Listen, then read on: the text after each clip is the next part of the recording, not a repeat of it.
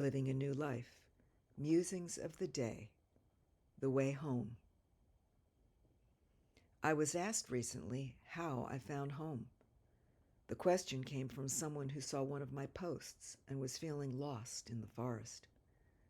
I pondered that question and realized that the how of it all was another whole story in and of itself. It's probably a whole book. Without writing my life story, I do want to speak to the question she asked, because I had the same question from my teachers and guides many times over the years. I wanted a roadmap, some path to follow that would assure me of reaching my destination. Each one, in their infinite wisdom, told me that there was no roadmap and that I would have to find my own way. They did give me pointers, though. With each teacher I had, whether they called themselves that or they were simply someone that crossed my path for a moment with a gem to leave behind, gave me just enough to lead me to my next step. They imparted their experience and shared some of the steps they had taken, which enabled me to create my own. What I mean by that is that I could only use their experience to draw from, not to imitate. I couldn't walk in their shoes or on the same path they had forged for themselves. We each have to find our own way through the forest because our destinations are different. If we try to imitate someone else's journey, we'll not be living our own. When asked how, I thought about what it was that led me from being totally lost to where I am now. It wasn't a prescription for how as much as what. The what was intention and heart. Let me speak a bit more about that. I knew from an early age that I was not home. My family didn't feel like home. The place I was living didn't feel like it either. And the life I lived felt alien from the beginning. I can remember asking deep, esoteric questions as a very young child and being regarded as strange by my family. I was a stranger there. I felt like a stranger everywhere I turned. Instinctively, I knew that I didn't belong where I was, and I was going to find where I did belong. Being too young to articulate that, I could only cope with the feelings of isolation and despair that came with it by acting out. Not only that, I became depressed. I became anxious. I abandoned myself in favor of trying to survive in an alien world. I had no guidance when I was younger, so awakening had to wait. It wasn't until my college years that I encountered the first person who saw me and recognized who I was. His name was Michael, and he was a fellow student. A bit older than I was, he seemed to be from some long-lost family that seemed familiar. He said he recognized who I was and wanted me to know that I was okay and not alone. We were friends for a short time, but lost touch, and I found myself feeling alone again for a very long time. I never forgot him, though. He was my first sign, the one that made me realize that I was actually on a path to somewhere. My younger years, both in youth and early adulthood, were spent completely lost to myself. I knew early on that I was an artist, but had no idea what that meant. I knew that nature was my friend, and I felt most at home when I was alone outdoors in the woods or by the sea. I knew in my youth that animals were my friends, and that having my hands in the earth felt good and right. They were signs early on, and I followed those signs without really knowing that I was doing so. I pursued art, but was told that the art I produced wasn't right. I was told that who I was wasn't right. I found myself in a constant conflict between what I knew in my heart and what my survival instincts told me I had to do. Because to survive in a world where I was considered alien, I had to conform. Every time I broke free, I was torn down. The one thing that remained constant was a flame within me that would not die, a flame of desire to be true to who I was and find my place. to find and live my true life. If you ask me how I survived all that I did, the trauma and abuse, the rejection and dismissal, I'd have to say that it was that flame that refused to die. My soul would not allow me to give up. Fortunately for me, I'm very strong. Unfortunately for me, I am strong enough to endure so much that I had to almost die before waking up to what I was allowing in my life. I turned on myself instead of on those who were abusing me. I got sick instead of leaving situations that were killing me. I turned my anger inside instead of where it belonged. But the thing that saved me was that flame. I started writing and painting very early on in my life. I talked to spirit, to the animals, and to the moon at a very young age. I felt the energies of the unseen and was told that I was crazy. I was told that my art was no good, not worthwhile, and it was thrown in the trash. I was taught to silence my words and keep them inside for fear of recrimination. I was lost to myself, but something inside would not die no matter how much I endured. It was a knowing, a flame of truth, a desire to come home to myself that kept me going. Even when I wasn't aware of it, it was there. Home was the Holy Grail, the prize I sought from childhood on. It was an imaginary place where I would walk in my own shoes, my body filled with my own soul, speaking and creating freely, wearing my truth like a skin. I would be me in all aspects of my life, and no one and no thing would have sovereignty over me except myself. This was home, the place where I belonged, and the flame that wouldn't die was my undying desire to inhabit it. Simply this: at each crossroads, with each trauma, I had a choice. I could choose life or death, and death was not an option for me. Living the way I had been was a living death, the death of my soul. Actually, leaving this world didn't feel much different than that. Life, on the other hand, meant being able to take full breaths without fear of being found out and speaking and living from my heart and soul. The Holy Grail was freedom, the freedom to live as myself without fear. I'd been given a gift when I came into this life, the gift of creative expression. It was the gift of sight, of intuition, and the ability to live in two worlds at once: the world of the unseen and the world that most consider real. I was given this gift to help me find my way back home. I had a deep inner knowing that there was something else other than the life that was presented to me as real, that there was another truth. I knew that as a child. My ability to create not only kept me sane through it all, it was a tool to show me where I was on this journey of a lifetime. Each time I created something, it gave me a message. I didn't begin deciphering the message until I was in my late 40s. Until then, I painted and drew and made things with my hands instinctively. I found myself drawing the same symbols over and over again, things that looked like rocks and pod-like forms.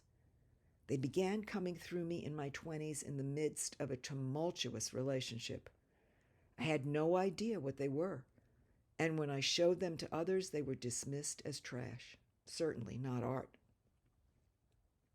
I created spirals and visions of worlds beyond this one when I was in college studying art. The teachers tried to instruct me on figure drawing and the right way to create, but I failed those classes terribly. They held no interest for me. The forms that wanted to come through had nothing to do with imitating physical reality. They wanted to show me something completely different, a vision of home. No one seemed interested in what I wanted to create, and I certainly didn't fit the mold of a successful artist. I was told many times that to be successful, I would have to create what others wanted me to create, and abandoned my silly notion of painting my visions. There were a couple of people along the way, teachers of sort, that saw something in me and told me so. But I eventually chose to listen to the men in my life who told me in no uncertain terms that I had no talent and was not a real artist. Looking back, I realized that I was simply recreating my father and his view of who I was, and I lost my way for a very long time. This is key. I lost my way because I chose to listen to others, to the past, instead of to myself. Instead of taking what my art had been showing me and running towards home, I turned away from myself and dimmed that inner flame. It became shrouded in self-doubt, self-hatred, and shame, all passed down from generation to generation. I dabbled along the way, doing things that were acceptable to others, always adding a bit of my own twist to the mix, but staying within the boundaries that were set for me. I remember at one point someone asking me about creating, and I said these words: "My life is going to be my greatest creation." I had no idea what I was stating at the time, but it would turn out to be another guiding light in my life. I said those words from that place within me that I had buried, showing me that there was still a me inside somewhere, guiding me home. Back to the how. There were many minor shifts in my life, each one waking me up a bit more and leading me closer to what would eventually be my path. I had channeled readings from people along the way that made a huge impact on the trajectory of my life. They all showed me that who I really was more than what others had led me to believe and closer to who I instinctively knew I was. I began to have visions, and those visions gave me more pieces to the puzzle. But it wasn't until I began painting again that things accelerated and took a new turn.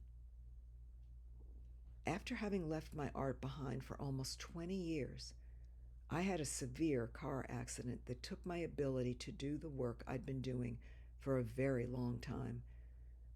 Work that had meaning and purpose to it. I'd been a personal trainer and coach, a career that came out of my heart's desire to contribute to others. It was a natural extension of using what had saved my life years ago to help others do the same, and I loved my work.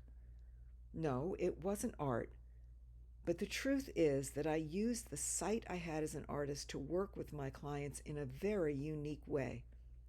I was able to see them and feel who they were, and then show them what I saw in a way very much like I did when I painted. Mining for gems in the unseen and bringing them into the light for others to see. It was simply the natural thing for me to do. The car accident was so debilitating that I spent 18 months unable to do the work I'd been doing and wondering if I'd ever be able to again. The gift of it all was that it brought me back to painting as a way to begin healing myself emotionally. At first, it was just for me, my therapy. I could only use my left hand because the right side of my upper body had been so damaged. Being right side dominant my whole life, this was a huge challenge, but would prove to be the key to unlocking who I had buried inside all those years. I began painting again with my left hand, using watercolors, a medium I'd never used before. I only had a small corner of my bedroom to paint in because in the life I was living, I truly had no space of my own. I could barely breathe in that life, let alone take up space. So I set up that little corner as my sanctuary. I put up a sheet to wall it off, and I hung pictures of sacred things on the sides of my makeshift studio. It was only large enough for me to crouch down and curl up, but it became my first studio. I still have the first paintings I created, and they're called Awake. I had no control over my hand and no idea how to use the paints, but I simply allowed whatever showed up to show up on the paper. Colors and forms poured out onto those papers, showing me that I was not just the hardcore bodybuilder, trainer, tough guy that I'd been all those years. The colors and forms were highly feminine and erotic, soft and flowing. My feminine energy made its way through to the paper without me trying at all. It would not be contained, and it hasn't been since. Those paintings revealed who I was in a way that nothing else could have. They became my signs along the path to myself and the vehicle for me to see more clearly. I knew after painting for a while that this was my path to freedom.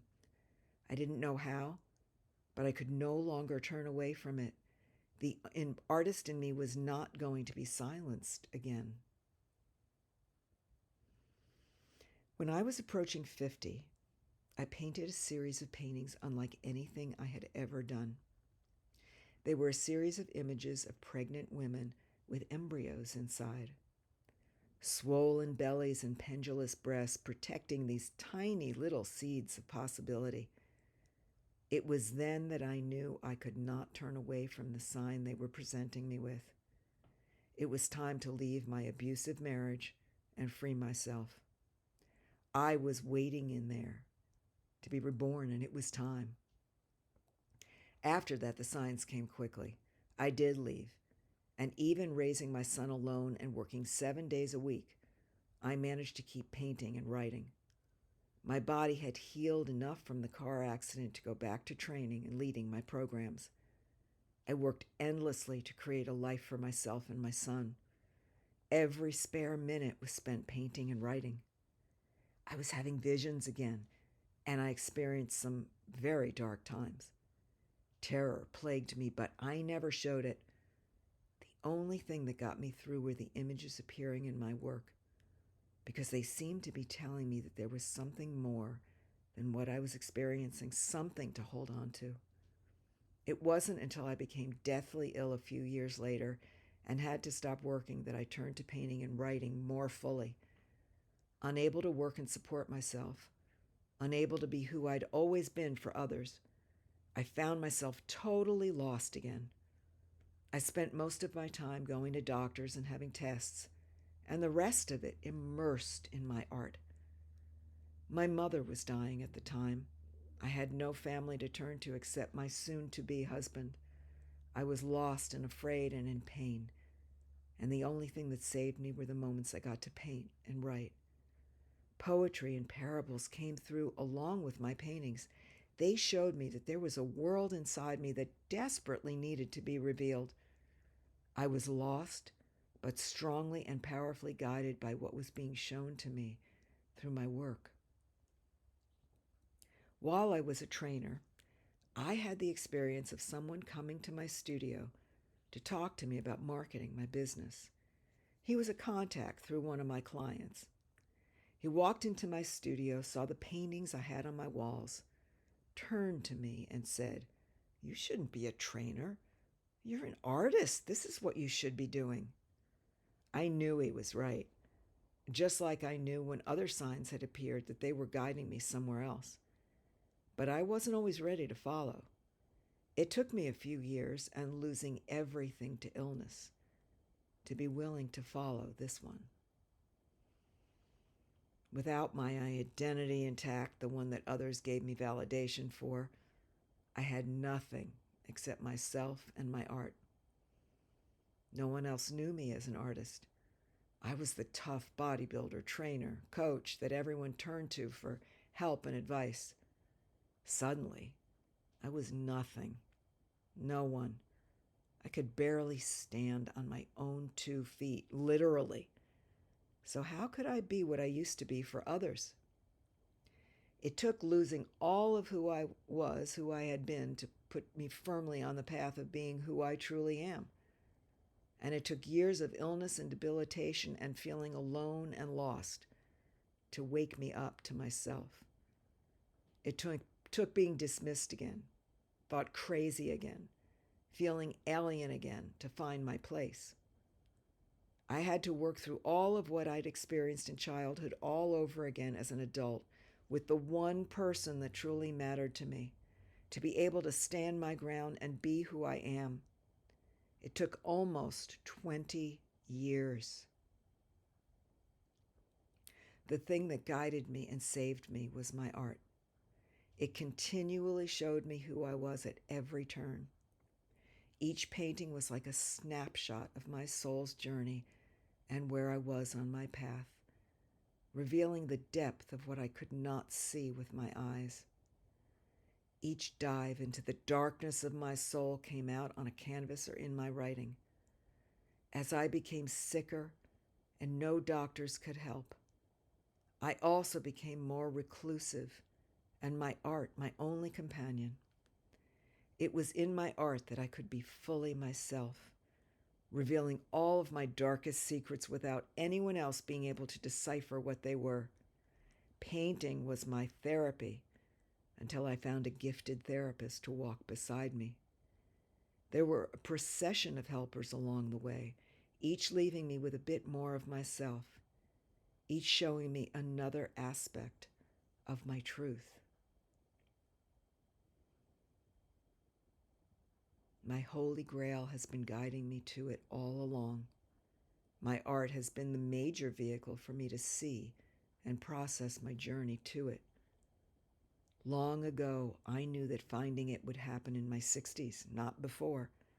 No matter how I tried to rush the process, I couldn't. It required all of that time and all of those experiences and all of those teachers and guides for me to find home.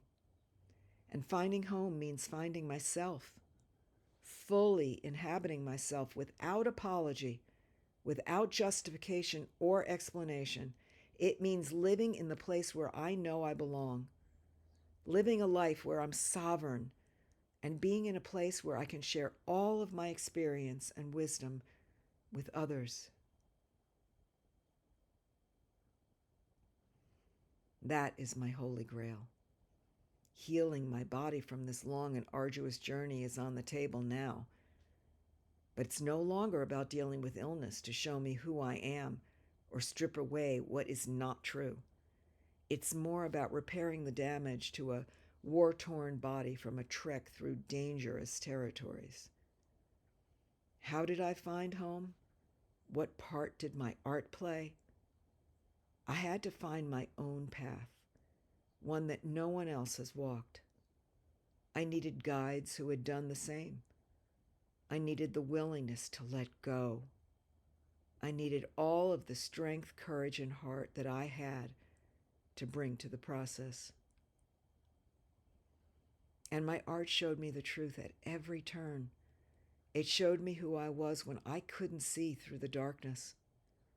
My writing showed me that I had a whole world inside me, a story that went beyond this seen world. It gave me a way to process all that was happening to me and around me so that I didn't go insane in the process. And now it's my vehicle to share all of this with others. It's a tool for awareness and healing, for connection and teaching. It enables me to bring light to the darkness. We all have to find our own way home. But for those of us who have walked this path, we have a responsibility to share it with others as a way of extending a hand, because none of us do this without that. None of us do this alone.